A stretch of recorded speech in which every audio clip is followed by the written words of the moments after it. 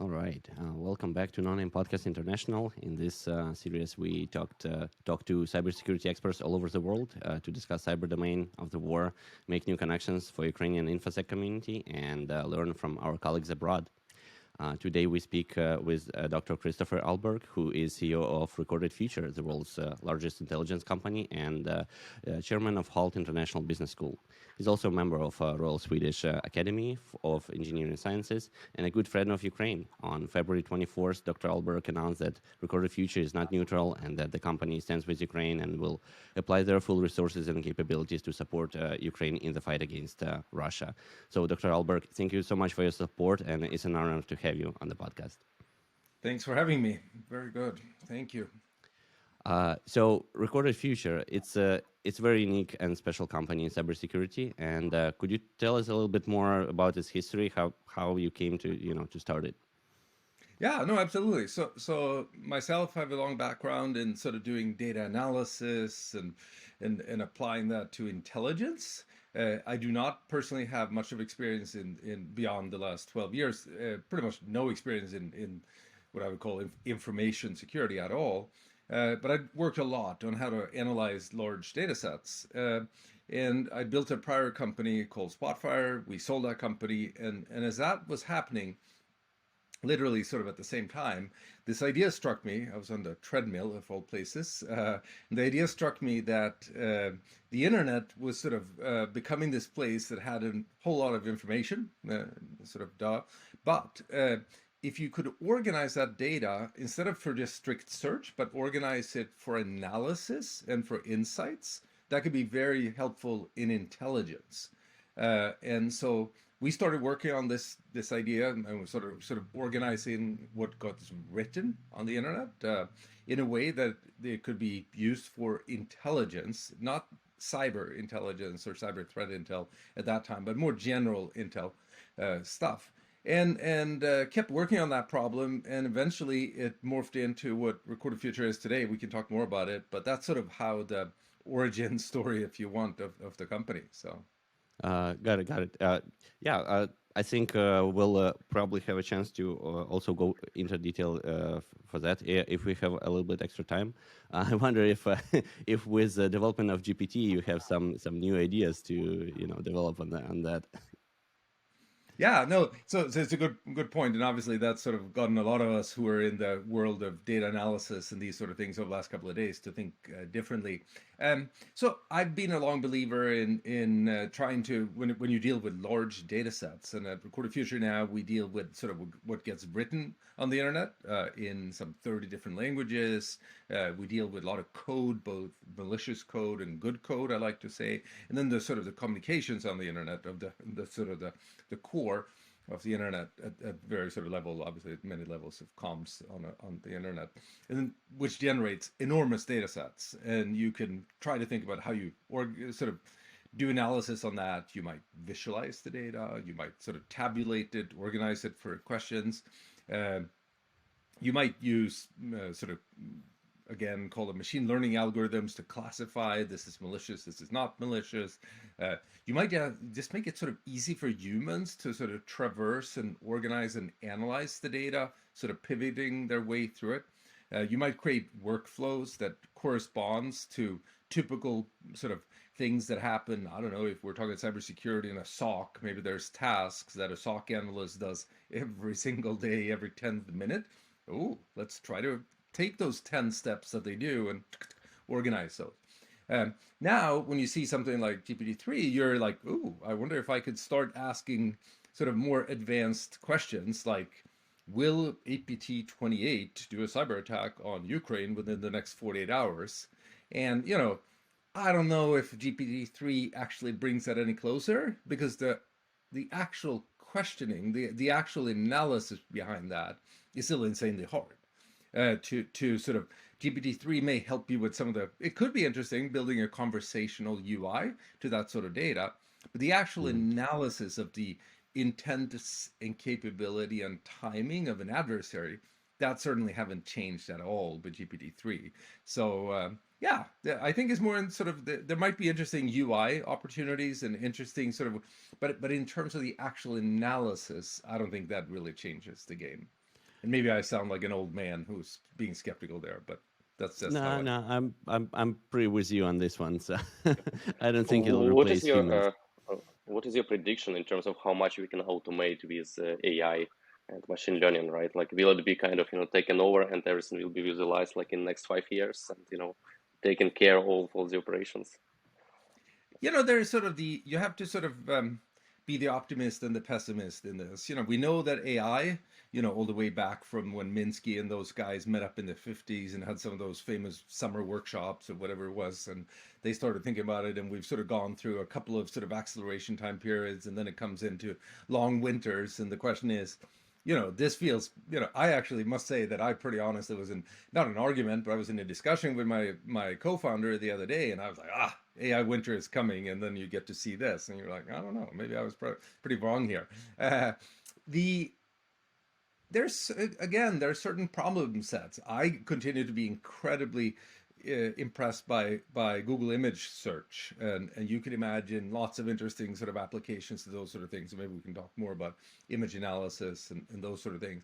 Um, when you take something like that and you say, go back to that SOC analyst who sort of repeatedly has to look at a, weird domain, weird IP address, take a look at the page. Is there a phishing landing page behind it? Is this something I need to get shut down? There's like a whole workflow there.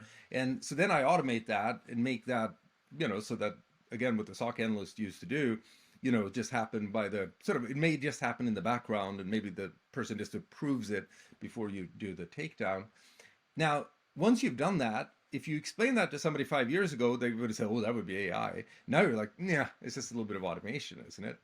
So I think this is the other aspect of things when certain things, the best chess player, automated sort of computerized chess player or algorithms today, um, is that AI or not?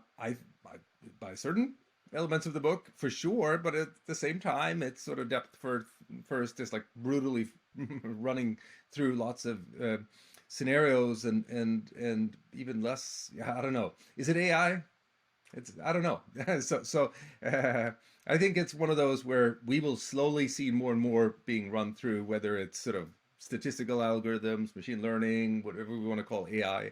There are aspects that we do, and we can talk more about that. We do at Recorded Future that I do think would sort of fulfill Turing tests. There are other things that seem magical, but it's no more than simple counts. So I don't know. I'm a little bit, again, I've done data analysis since 1991. So I try to refrain from putting labels on it, and let's focus on the problem that we solve. Yeah, we have many definitions for AI, and I think one of the things that I like that it kind of shifts with us, right? So one of the definitions says that AI basically is something that whose behavior we can't predict, and so when we're now able to predict behavior of some system, it stops being an AI for us. Now it's just an algorithm essentially. So, and as we get more advanced. Yeah, and it's much more powerful when we think about it in terms of algorithms. Now, I still think the Turing test, the way that people sort of originally came up with that and talked about it, that's sort of like if we can sort of, I don't know, remember the exact wording, but more or less, can we emulate human behavior in a narrow sort of domain, or maybe not so narrow? We have parts of a Recorded Future where our system has to interact with humans on the other end, malicious humans, and where we've been able to sort of create parts of our system that sort of mimics humans and are able to interact with humanoids on the other side and stay in the sort of undetected doing that, and with that sort of fulfills the Turing test in some very narrow domains, and that's great. So it's not just Yeah, passive observation, right? yeah. It's Both also observation and interaction, but very narrow interaction. But it's interactive enough to be able to accomplish the task. Though now, is that AI? I don't know. Like just call it automation. But I see. I wonder, how do you even choose like what signals to work on out of everything? Like, do you look at Twitter or some other data? There is so much data that it just becomes overwhelming. Like, how do you even deal with that? So first of all, in reality, we've done this for probably 12 years. So you slowly navigate you through to what's meaningful and not. But if you think about sort of the levels of data, we started with what got written. So originally, would truly would be sort of open source. Back then, you'd see, maybe it's set in whether it was on Russian soldier writing on VK or in a Russian newspaper, where it would say that the 76th Airborne Division in Pskov is sort of doing a training exercise at Luga training area outside St. Petersburg on Friday. We'd sort of find that text in Russian, turn that into data. So somebody who has an alert set up on, I want to know if Russian military units is doing something within the next week. You could get an alert on that. So that was sort of how we started around the sort of text and this idea of being able to find those little tidbits about the future on Friday. So now you might be able to put a satellite on that training area when the 76th Airborne Division is going to be there. So that's sort of where we started in that sort of text analysis. Then we took that into, call it dark web, where a lot of these, cyber criminals are, and the whole messaging world, which obviously has exploded in itself, whether it's Telegram or other sort of places where these sort of interactions were. That's sort of that level of where you find text, and then recently also imagery. So we collect millions of images every day into Record Future, and that comes with this text, and we can do similar sort of analysis of the imagery. Then we got into what I would call the code layer, which is sort of the, where you have both good code and malicious code, and you probably know more than I do about malicious code analysis, but you can start, if somebody talks first about an exploit kit or whatever, now you can actually get your hands on it. Now you can sort of connect those dots in interesting ways. And then underneath, there's the whole layer of network type stuff, where whether, you find malicious infrastructure, good infrastructure, and be able to connect that. So basically, I'd say that there's sort of like 15, 20 big sort of data sets here that we have, but they originate out of millions of things. Some of them are big. Twitter might be a big data set. Telegram might be a big data set. Domain name registrations might be a big data set. Network traffic might be a big data set. But then there are some others that are small. But the trick is obviously to connect these and either build workflows that allows you to analyze them, or make it sort of so a human can pivot their way through it, or make an algorithm that can pivot and analyze their way through this data. Right. I didn't really answer your question, though. I think you sort of got to pick some big sets of data that can have a big impact, but the trick is to figure out how you connect them.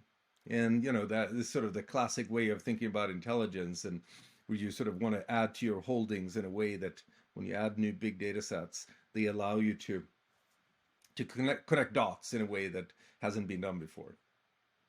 Yeah, and as sorry to interrupt, a lot of folks probably know that we typically have Vlad here, and just before the start, we didn't really have connection with him. So, but he might still join us. So let's keep an eye on him in case he pops up on the stream. Thanks for that response. I totally understand that you probably can't describe all of the methods that the company basically came up with within like a decade. But it's just very interesting how you can distill everything, all the noise and information field close to, and boil it down to something that's actually useful for analysis. And here's Vlad. Okay, but what you just said is the trick to figure out how you find the signal in the haystack, signal in the noise, and then B, put it together in a way that is meaningful to a task that somebody needs to do. And that task can be sort of a small, I talked about the SOC analyst, all the way to the strategic.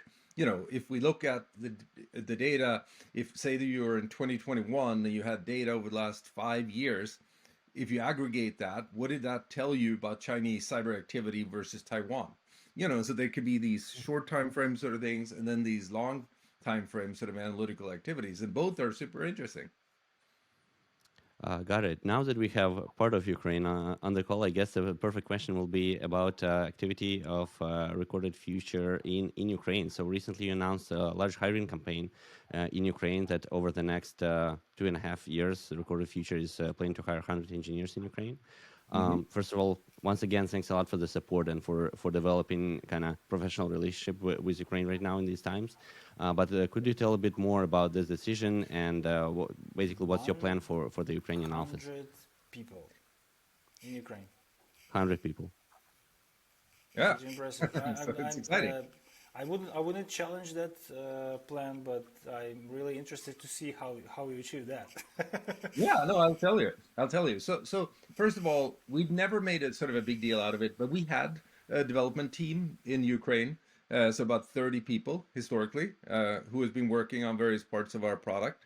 Um, I call them mostly engineering, a little bit of intelligence and data analysis type stuff also. But these But are like builders, not red hunters, not analysts, right? mostly software developers, Yeah. but also some intelligence. Oh, And 100 of these folks is like absolutely doable. It's feasible, like in no time. Ukraine is Mhm. very fertile in this regard. But regarding threat analysts, like more cyber type of Mhm. people, 100 is a lot, you know? No, and I'm talking about software people. And actually, and so what's cool, we announced this a couple of months ago, and we put that number 100 out there, just to it, and Is it? at one level, it's a small number, but at the same time, because in reality, as when Ukraine is going to be rebuilt here after the war, we're going to have to find ways to get to 100,000 or a million new people sort of being hired. But we just sort of we've loved the work we've seen of our software engineers in Ukraine, just fantastic work. And then B, it's sort of like, so that's sort of what's beneficial to us. Let's hire more, but then obviously if we could sort of send a little bit of signal that we're willing to do it and we're not afraid. So then look, the rest of the world, you don't need to be afraid either. And so we've hired about 10 people since we started that. And to your point, Vlad, that's gone really well. And, and everybody's like, yeah, but what about the power outages? And, okay, so maybe we lost a couple of hours of half a day Oh, here and there. you get But, used to it whatever. very quickly. Yeah. Yeah, okay, so just for our listeners, maybe to understand the hiring strategy better, is it going to be like hiring the well-prepared, experienced analysts, or will there be an induction training and openings for junior and entry-level staff? So what the job market should expect? So will it be a possibility to join the maybe one of the best, maybe the best, arguably the best uh, cyber analysts team globally, right? Or will it be still a challenge, right? So you have to pass the bar, you have to be well prepared, you have to have track record and so on. So how Again, will you position it in the job market? So first of all, you can go check it out on our job site. I should have the URL in my head, but something recordedfuture.com/jobs.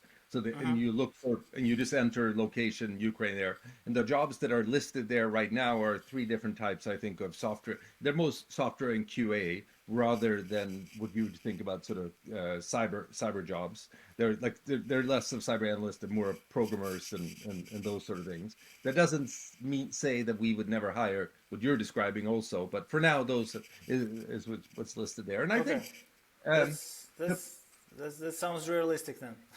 yeah, and it's also, generally, one has to be careful about like sort of to say, but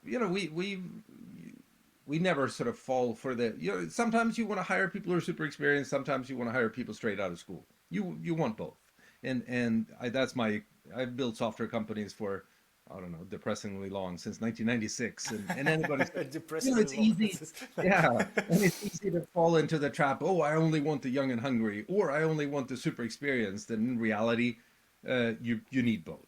You have to use yeah. spectrum thinking, yeah, of course. Yeah, if you just have a bunch of kids, that's a problem. If you only have a bunch of gray beards who are like, oh, I know how to do this, and blah, blah, blah. That's not good. You need Yeah, both. that's You right. need both. Yeah. Okay, good. That's admirable. That's really, really cool, I would say. So I would advise just, I don't know, maybe my opinion still has value. So guys, if you really want to pivot from development to something more related to actionable and applicable cyber strategy, right? So if you want to build a security product, this is the place to be right now, because this company has a very good trajectory on all fronts, right? And given this opportunity, if I were 25, maybe even 20 years younger, I would not miss it. I would not miss it, for sure. And also, as someone who has security and cryptography background doing software engineering now, I would even say that if you already do software engineering and then focus on security, it's not even a pivot. It's more of like taking a very unique niche, which is very in demand right now. So that's Yeah, I think exactly. perfect time to be in. Exactly. I think maybe that allows me to sort of make a point that,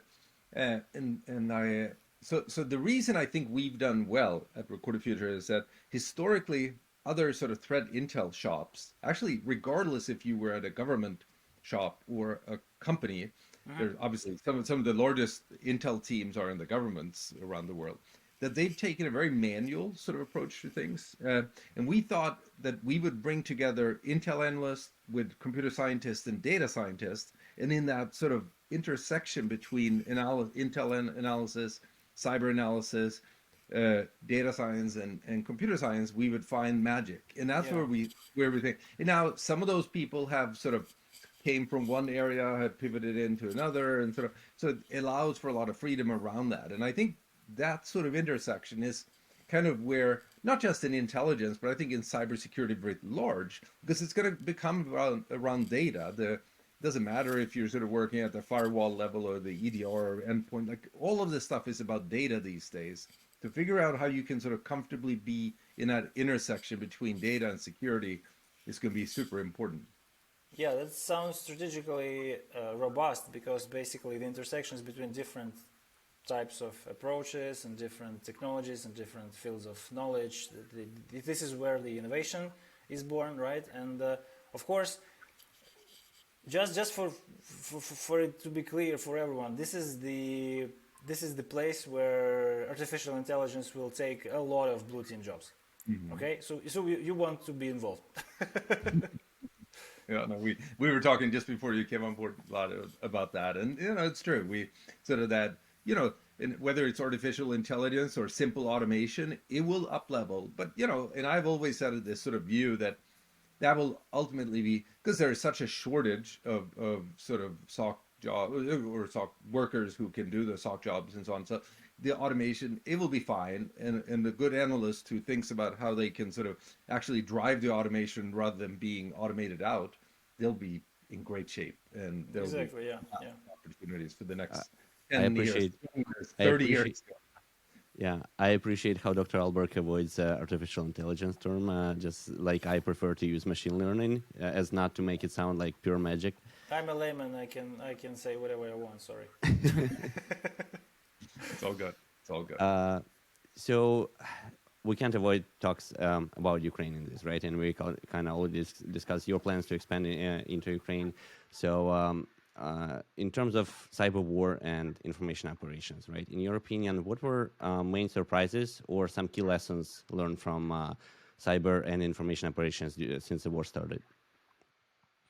So, no, obviously it could speak for days and weeks, and there will be PhD thesis written 50 years from now. So have to be careful about sort of how to even get into it. But no, lots of aspects. Clearly, I like to sort of make this point that the world have slowly migrated onto the internet, and now over the next X time period, the internet is sort of becoming the core, and the world is actually going to call it a reflection of the internet. So everything is sort of becoming very internet centric, and likewise in war, internet is sort of an intrinsic part of war. And unfortunately, what you guys have had to sort of experience here is that the internet is a core part of war. Now, I think maybe we've overestimated slightly. Sort of, it's one thing about the lead up, it's one thing at the cusp of it, but once it's war, clearly artillery shells is what matters, and that's sort of been sort of one of the big experiences here, that people, whether it's in Russia or Ukraine or in the West, people are like, dude, I don't have enough artillery shells, so don't underestimate that part. But no, there's an amazing, we've talked for I don't know, 6-7 years since we did our first version of we have this slide that talks about threat convergence between cyber, and we used to call it geopolitics, but it's essentially war now, and then disinformation. And it's, pretty amazing how the internet sort of is at that sort of centerpiece of this, where the internet is both a key part of where it happens, but it's also becoming the most important intelligence sensor in this, So historically, we think about intelligence being whether it's sort of from satellites in the sky or spies running around or listening into phone calls, and those are probably still sort of the key, but it's migrating. It's migrating onto where the internet is sort of a really key aspect of that. I think, clearly there are many things that we've been very impressed historically by, how Russia was able to sort of affect an election in 2016 in the United States. Russia has had longstanding information campaigns in Ukraine, and they've been, worked on taking out power in 2017, and this and that sort of thing.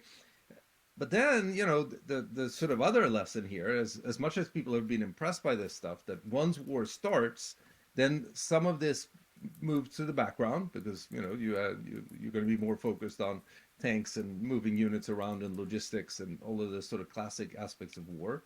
And then the other aspect here, and then I'll pause for a bit, is also how when you, and in this case Russia, when the sort of one of the parties end up on the back foot, when things are not moving in the way you want, and it actually becomes very hard, and this doesn't really matter whatever you're doing in life, anything when you end up on the back foot and the other party is sort of boxing, I'm sort of thinking of here, once the other guy is in the driver's seat, it gets harder to coordinate, it gets harder to sort of fulfill the plan you want. Now it's even more sort of just back to basics, and maybe some of the information war and cyber stuff has sort of moved to the background. But I wouldn't, let down my guard for one bit. These guys do have competencies, and they have skills, and they have people. So I would still not let down my guard one bit. So I don't know, a little bit of rambling, but there are many aspects, and we can obviously keep drilling on this for sure. Sure. What do you think about? I'm sorry. Go ahead. So what do you think about this? I don't know, still theoretical assumption that cyber is less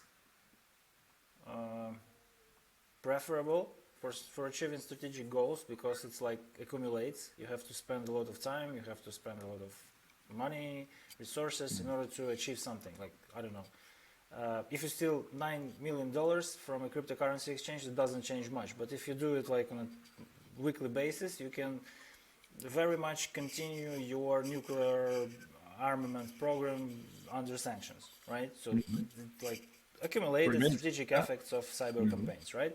But when the war starts its high intensity phase, there is no such the time compresses. You just don't have enough time to spend on cyber, so that's why it doesn't really matter.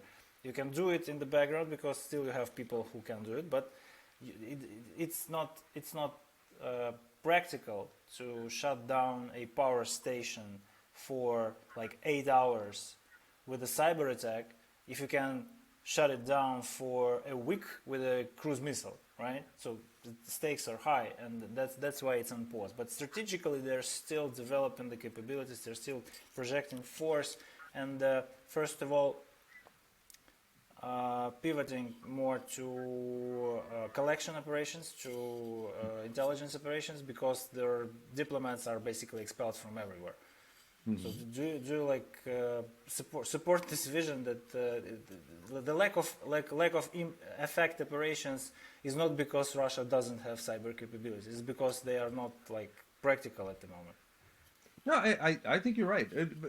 Whether it's practical or not, but it's whether it's on physical sort of war, disinformation, or what you refer to here as sort of more good old spying, and we'll put destructive sort of cyber attacks in that as well. They or anybody has a fixed amount of resources, and you've got to apply those resources. And then number two, you've got to have an ability to actually do that in a coordinated fashion. And so number one, actually, I think this point about what I just ended up on there they're on the back foot, and so then Oh, under that's a being very good point. You have to coordinate yeah, it. There is not many capable personnel you can coordinate it with on the no, ground at the moment. yeah, and Yeah. anybody at this whatever level you are at, like so I when I trained as a soldier, I only trained at the platoon level, but one of the hardest things you practice is retreating, and to be able to maintain when you're on the back foot, when you're retreating, whether again at the if you're running the 49 combined arms army, or you're at the platoon level, even at the country level, to retain coordination at the strategic level is very, very, very hard. So, and clearly they're there. Now, to your point, though, the other aspect is also once you have started invading, you're going to be focusing on other stuff, and you're probably going to take a lot of your cyber capability and focus it on intelligence and collection. Um, we you now, and there's obviously been lots of debates here. Why is the internet still up in Ukraine? Why have they been this? Is this because of Starlink? Is this because of your fantastic telecommunications guys who are keeping the cables running? Yeah, that's good. We I love think that. it's somewhere in And then, between. yeah, and then thirdly, is it actually in the strategic of interest of Russia to maintain them because they need them for their own communications and spying? So between those three, we probably have, to your point, the answer. Um, but at the same time, I think we should fully expect that, with the terrible campaign they're running now of destroying critical infrastructure, whether it's with cruise missiles or, running out of cruise missiles, whatever missiles, and then, with cyber attacks on the other end, we should expect that they'll let's assume for the worst and plan for that they're going to try to coordinate the two, and that's obviously where they're going to have the best effect. And doing we should totally assume that they're going to do both and figure out clever ways to stop that. 100%. And in this regard, what do you think about cyber deterrence? Does it even is it possible at all, and does it make sense in this Where is it? case? Where is it? Yes. Where is it? Yeah, no, If it were a thing. yeah, no, I was going to say so a couple of different things on that. First of all, in the context of Ukraine, I don't think, especially sort of in country war there, I don't think there's much of deterrence at all. I think once you're willing to bomb hospitals, once you're willing to bomb theaters full of people, cyber deterrence is probably not much of a thing. Um, and now outside, there's been a lot of people in the the rest of the Western world who's been like, why hasn't Putin or his posse sort of attacked us with cyber attacks, and it's has not been in his interest because there has been deterrence in the sense that if there would be attributable cyber attacks on the West, the willingness of the West to send more weapons to Ukraine, or maybe even get involved more, has certainly been a deterrence for Russia to sort of stay away from doing cyber attacks on the West. They seemingly was sort of willing to blow up that gas line and sort of say there wasn't us and blah blah blah, usual Russian way. But so cyber deterrence does exist, but once you're at war, it does not exist. I think that's sort of the and Deterrence basically ends with war, exactly. So yeah, have it's on deterrence, the don't have war, and vice versa. yeah. If Clausewitz was still here and he talked about politics and war being an extension of politics, so you're going to put all these things on a line. You have sort of politics, you got aggressive politics, you got this and this and that. Cyber is here, chemical attacks is here. Like all of this stuff is on a spectrum. And from a deterrent point of view, as politicians, as policymakers, as whoever you are, you got to sort of make sure that you have both sort of clear lines of deterrence, but at the same time enough uncertainty. And I think that's where a lot of countries around the world are trying to insert a certain amount of uncertainty in this, that it's not super clear to the in whether we're going to respond to cyber with cyber, or respond to cyber with something else. I think a lot of countries in the West are trying to make that sort of play that game pretty well. But again, in Ukraine, I don't think there is that much of cyber deterrence going on at this stage. So, Recorded Future is an example of private company that helps Ukraine a lot in cyber defense. And given this experience and what we just talked about, do you have, if this is something that you can share, do you have some advice on kind of the most efficient way to set up intelligence sharing, and how it's been done? Do you work with private companies or governments or anything in that realm?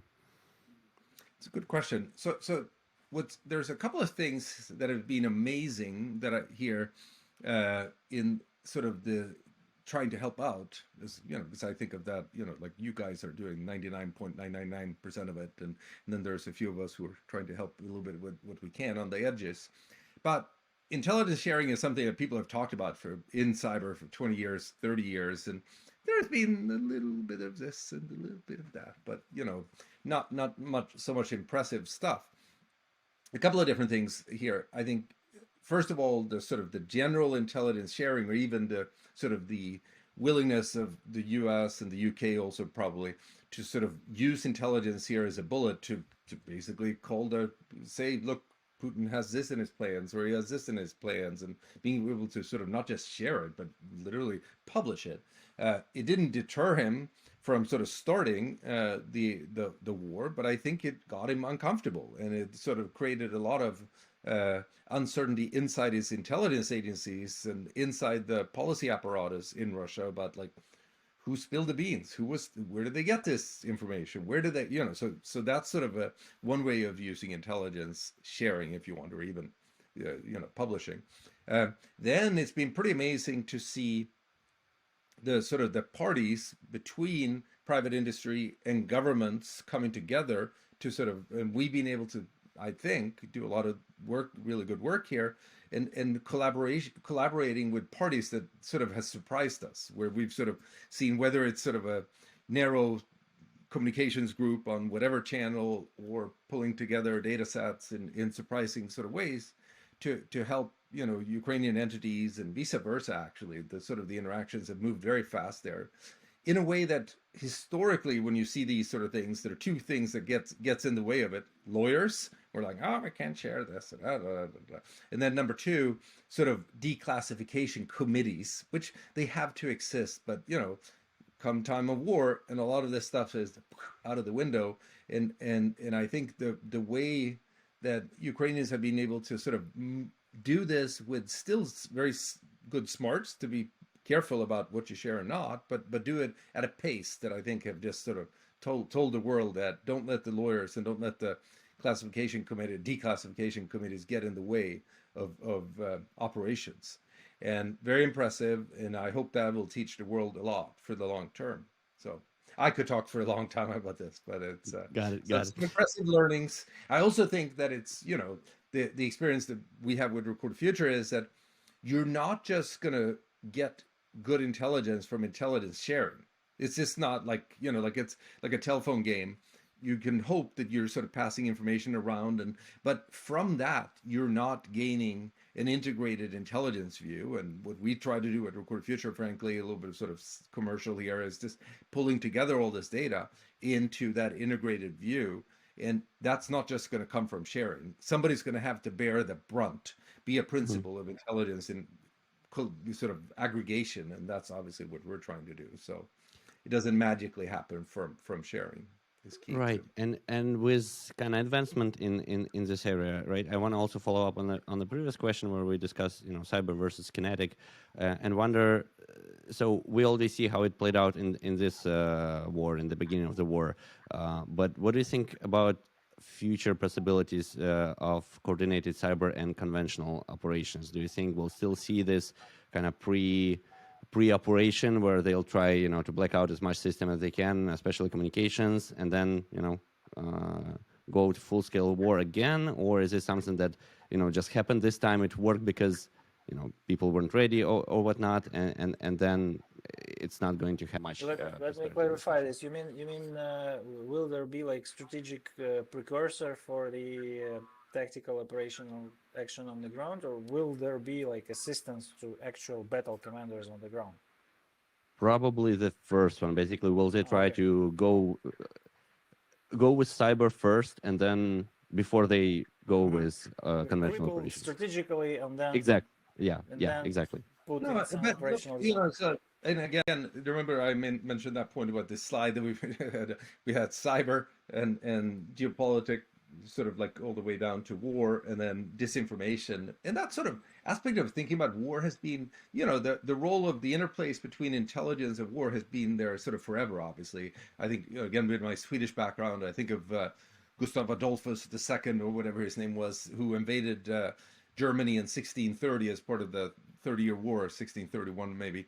And part of that was sort of spreading flyers with sort of convincing people that Protestants was better than Catholics and Huguenots, and so the information warfare has always been part in having spies and all this sort of like that intersection of all this stuff has always been there.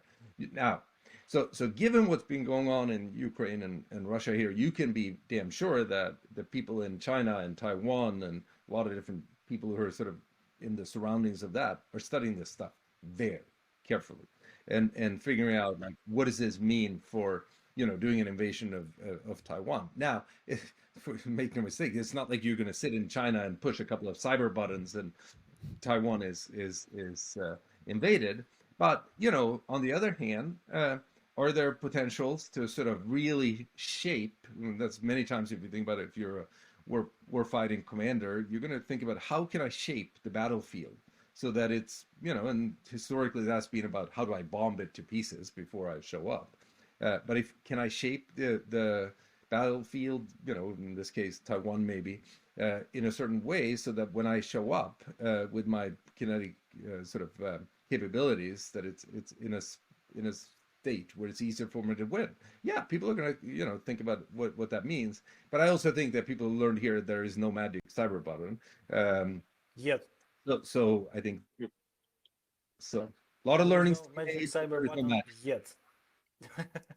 Yeah, no, and the absolutely. If I was the guy who was commanded tank brigades in Taiwan, I would be going through my defensive electronics on that for sure. So there's a lot to learn, but there is also no magic here.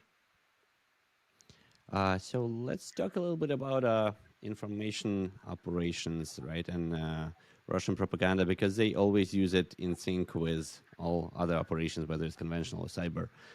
So in the recent months, Russian propaganda looks like they are not doing such a good job anymore. It's not coordinated. They have less successes, but at the same time, there's a lot of more of low quality stuff like deep fakes that are very easily detectable, and basically it seems like they create noise. So do you think this is just result of hectic, that things didn't go as they planned, and so this is a result of this house, or is this noise intentional and it's by itself a tactic to create kind of more noise, in the information field? It's obviously hard to know. They have very competent people at this who've been successful for a long time, both in GRU and FSB, and maybe a few within SVR, I'm sure as well, that we may know less about. So these units are still there. It's not like they're now unemployed. They've been trying, to your point, and whether it's sort of in Ukraine as well as in Western Europe. For example, I would have thought that they would have done a much better job at creating basically an information wedge into Germany to say, and coordinate how they would distribute gas with disinformation campaigns to get Germans to say, look, just get us gas and oil and we'll do whatever. There should have been enormous opportunities to exploit there for Russia, but they haven't. I don't think it's incompetence, but I think it's probably to your point that it's about sort of not being able to pull it off, just being chaotic, just being sort of uncoordinated and not having the ability, sort of being on the back foot. And this sort of stuff is harder to do when you are on the back foot. And clearly, I think that's what we're observing. That would be my hypothesis, at least. Now, but again, does that mean that they do not have this capability? Absolutely not. Does it mean that they're applying this capability in, I don't know, this could be in Egypt, when people are worried about their access to wheat, and whether in Brazil, or whether in places where we may not see it as readily. And so I would be careful to draw conclusions about their capabilities. I think they have these capabilities, where they're applying it, where they're doing it, whether they would, start using it again. Let's just be careful about drawing too big conclusions about the long-term aspect of this, because Russians invented Maskirovkas. They invented a lot of these sort of whatever they have a whole terminology systems for. They came up with this stuff in the 20s or whatever 1920s. So they've been at this for a long time. So I'd be humble, even though they're on the back foot right now. Do you think they may use the situation in order to experiment more? Just maybe to try out new stuff because the situation allows it. You don't have to take your operational security and remain undercover because you have already surpassed the threshold of military action, the warfare. Made it be an explanation. I think that's quite possible also, and but clearly what they they're between sort of what governments in the West and Ukrainians yourself, and there's clever people out there, Bellingcat and others, who are sort of going at them to make it very uncomfortable. And maybe they're finding what we're all, the optimistic view is, of course, also that we're not falling for the same crap anymore, that we're getting a little bit smarter.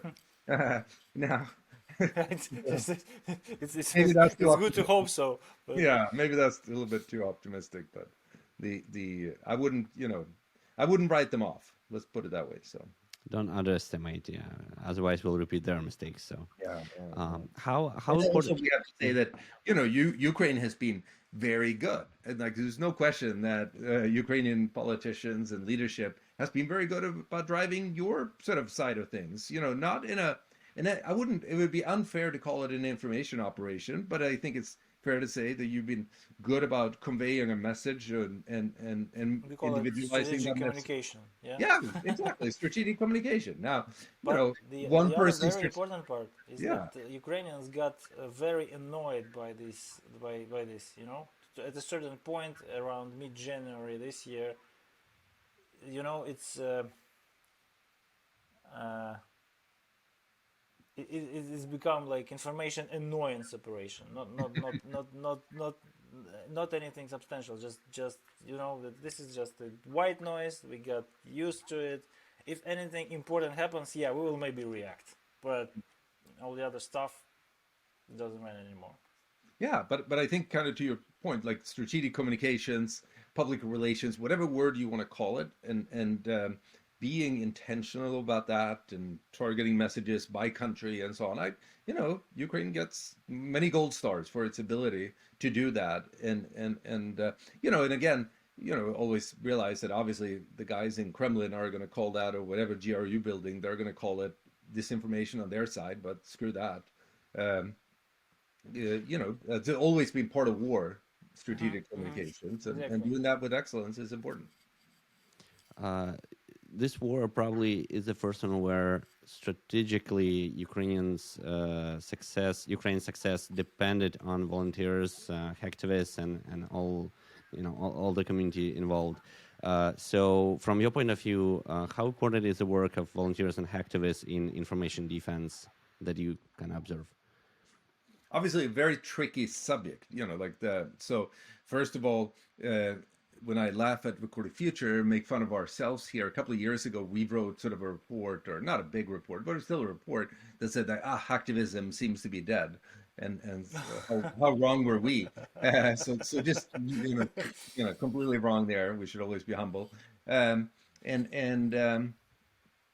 been very interesting here, just observing, obviously for years, or decades, it's been part of the Russian underground, sort of the agreement probably with FSB and others that do whatever you want, just as long as you're staying away from CIS state, Russia and other ex-CIS states sort of systems. And so that left them to be very vulnerable targets. It's been badly run from an information security point of view. So field day for hacktivists here, very sort of easy targets. Then there's obviously a lot of people who are being a little moralistic about this could lead to all kinds of bad things, and I'm sure that's true. We have to be careful about things, and so on. But hey, I'm not going to be the moral police here, and I think it's pretty amazing what being able to pull off here. What it tells us about the future, hard to say. It tells us that we better, all of us, make sure that our systems are well defended. I think that's sort of Always a good thing. because that's yeah. something that it's not coordinated, right? So you never policies Yeah, don't no, work here. it's the sort of the amazing thing. It's like, again, I think, I would put it in the broader context and say what Ukraine has done here very well is, started obviously with an enemy that we thought was more powerful than it was, but at least a big enemy by country size, you know, and has a bunch of sort of strong capabilities, or at least that we thought. But Ukraine has been very good about fighting back asymmetrically, whether that's sort of getting the West to sort of help out, or this IT army is another aspect of that. Now, do I believe that there's 230,000 active hackers sitting every day? No, I don't believe that, maybe, but probably 10 who are very effective, or 20 or whatever. It doesn't really matter. It's another asymmetric weapon that likewise what we talked about information operations, where Ukraine has been able to do that very effectively, and it's impressive. Don't you think this war will teach us that, finally teach the world that cyber is not a big deal? Like, because I see this problem that there were tensions, like in arguments in the high political circles of the U.S. All these concepts of cyber Pearl Harbor and cyber deterrence, and comparing the strategic domain of cyber conflict with the nuclear, for God's sakes, I don't know why, Mm-hmm. right? May it come that to a point where everyone finally realizes that cyber conflict is like imminent, everyone borders everyone, and you need to be prepared, and you need to have initiative, and you need to be like capable to at least raise the bar and protect yourself and maybe even strike back. And in the end of the day, cyber is not like the big deal. It's a good substitute for war. It's a good substitute for on the ground spy action, right? It's better to do it in cyberspace with no casualties at all than think about collateral in the real world, right? So what I observe, what's going on in cyber domain, let's call it, in this war, is like confirmation after confirmation that it would have better happened in cyber in an isolated manner, and that would be it, and Yeah, I, everyone would I be would happy. say that it's sort of one of those where you can have, it's again, as we talked about earlier, once war starts, physical kinetic war, it probably isn't such a big deal. Now, and now at the same time, you think about, where I think countries like, whether it's United States or myself being from Sweden originally, are quite vulnerable places, and the internet has sort of seeped into pretty much everything. So, do I feel very confident that we have the resiliency to stay ahead of an onslaught of cyber attacks? Um, I would like to think so, but do I feel confident where that I'm not? I never use words like cyber Pearl Harbor and all this sort of stuff. But do I believe that there still could be, um, I don't know what to call it, points of failure, I guess is the word is, Like unintended catastrophic points of cascading failure, like, effects. Let's yeah, I know. I think about like when the company north of Boston here, Dyn, had a outage, and took down like broad swaths of internet access, and it came back fast, and not much of a problem. But there are still points of failure here. I think the Colonial Pipeline attack taught us that that there are points of failure that can have downstream effects that are hard to predict. Now, does that mean that it's easy for somebody to sit in Beijing or Moscow and figure out how to quote unquote take down America? No, I don't think so. And Mhm. this is kind of when we talked about cyber deterrence also. Do I think that the decision maker in Moscow and Beijing also realizes that probably here in America we have capabilities about taking out more on the other end? So now, it's who knows. It's hard. So I'm not going to pretend to have the answer on that. Ultimately, if I had to pick between an invasion with artillery shells coming down me or a cyber attack, of course I'll take the cyber attack. Mhm. It will sort of a real war is still 100 times worse. but maybe we won't be able to really take it apart as much as maybe it's the distinction is not going to be as clear in the future. So we'll see. Future will show. Yeah. Definitely. And what are your thoughts on? So basically, in the past few years, right, there's been a lot of influence through social media, and a lot of it is kind of artificially constructed, right, through bots, through botnets, or rather botnet armies, bot armies, whatever you want to call it. What are your thoughts about fighting bots and fighting bots with technology specifically? Do you think we'll Tactical bot groups. technical bot groups? Yeah. Yeah. Do you think we'll arrive to a point where this is somehow solved technologically and we won't have a problem with it, or we always got to be aware that we can have opinions influence just because someone puts enough money into it? So there's sort of two aspects. One is in the world of disinformation and be it sort of bots on Twitter and TikTok and all of that. And that's very tricky in the sense that it's, sometimes it's like when seemingly a couple of weeks, or last weekend, was it when there was all this talk about protests in China on Twitter, and somebody, presumably the Chinese government, unleashed these inappropriate sort of adult language, we'll call it, sort of bots that poisoned searches around protests in Shenzhen or protests in Beijing, and you sort of got all this more or less pornography popping up, sort of thing. And so that was pretty, that had been done before, but that's pretty smart, like those sort of things. So can we write bots that sort of deal with that? I'm sure we can. Or sorry, anti-bots or whatever, filters. Again, let's use simple language, filter. Now, at the same time, on the other hand, so live here in America, one guy is going to hate Fox and believe that, CNN is the truth, and the other guy believes that CNN is the truth and Fox is sucky. And so, how do I fight that? That's not as easy. One person's disinformation is somebody else's, core truth. So that's much harder. So I think, maybe it's kind of to our earlier discussion around should cyber workers or be worried here about being put out of a job by bots? No, I don't think so. There's going to be plenty of jobs for cyber workers of all kinds of sorts, because this is undefined. It's not a clear defined problem here, where the Dan Geer, famous information security guy, sort of a famous gray beard, he has this great point that he makes about that cyber is the only, he said, actually I believe there are two, but there's the only place where the other guy, there's sort of when you're trying to measure things, there's like another guy who's fiddling with the data. The adversary is fiddling with data. And inherently, I think that's one of the reasons that we will keep having to have a human in the loop when it comes to fighting cyber threats. And I think he's right. It and it's going to keep cyber people, if you want to. Cyber people, that sounds stupid, but you have to first resolve it manually before you automate. You have to make a concept, and concepts are not easily built automatically. I don't think GPT-3 is not going to put us out of business here anytime soon. But maybe I'm too pessimistic about that, or optimistic. Call it whatever you want. Right. I will take optimistic thing.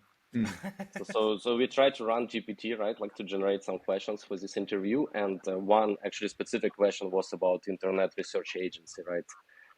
These trolls and bots that Russia is using, and like what was their play in this war.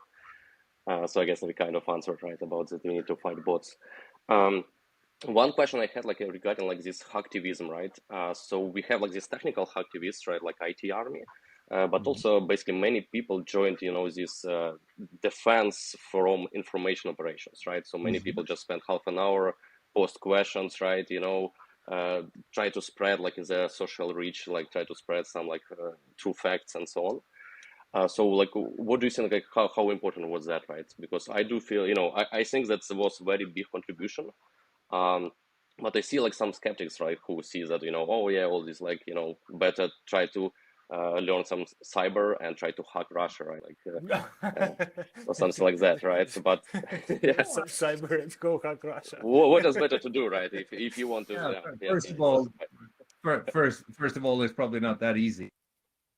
That's a, Yeah. and number two, Yeah.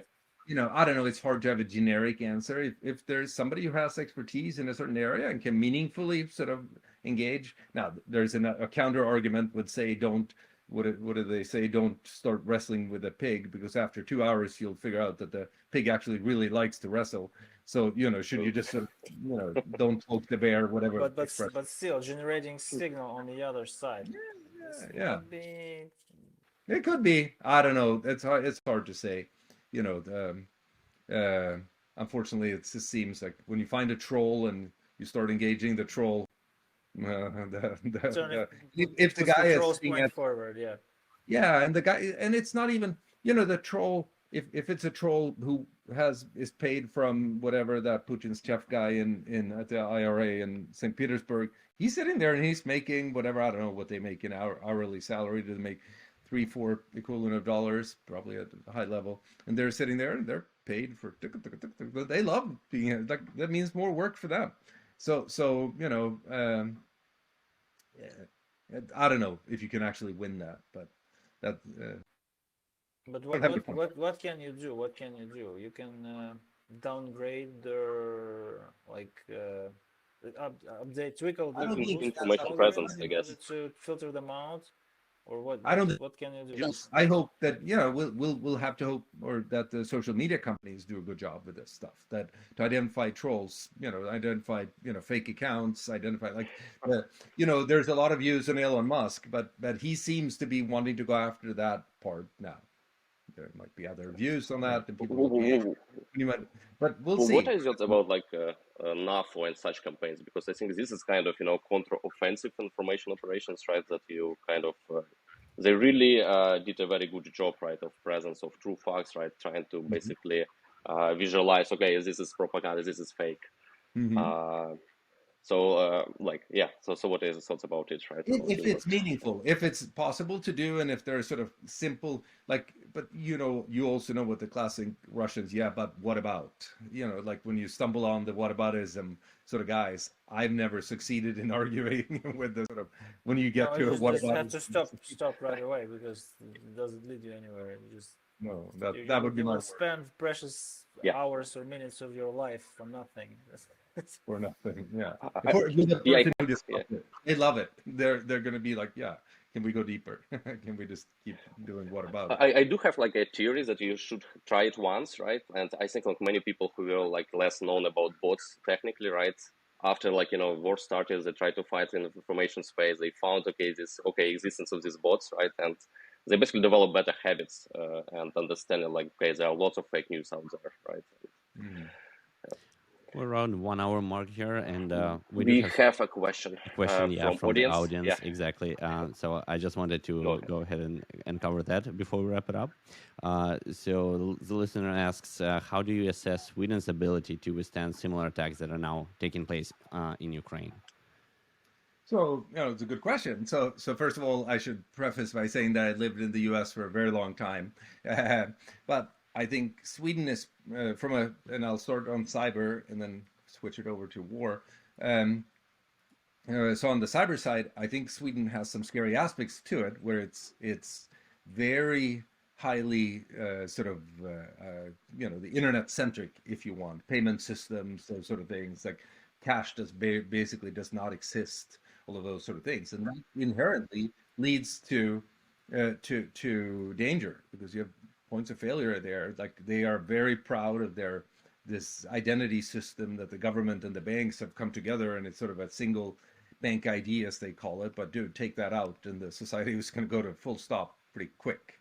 So there's and the government has not had its act together on cyber defense at all. The authorities there have been underfunded and with bad authorities for a long time. The national CERT and the national cyber whatever is this, I don't know what to call it, henhouse setup. But cyber I think they're now getting their act together, and the new government that just got in place is upgrading things. Because they have smart capabilities that they just got to get it organized, and so I'm optimistic about where they're taking it now. It should be good. When it comes to war,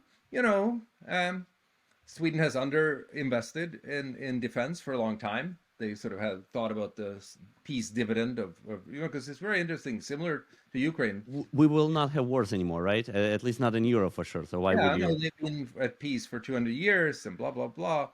But at the same time, Russia has been the enemy for 1,000 years. It's the arch enemy. There's no question.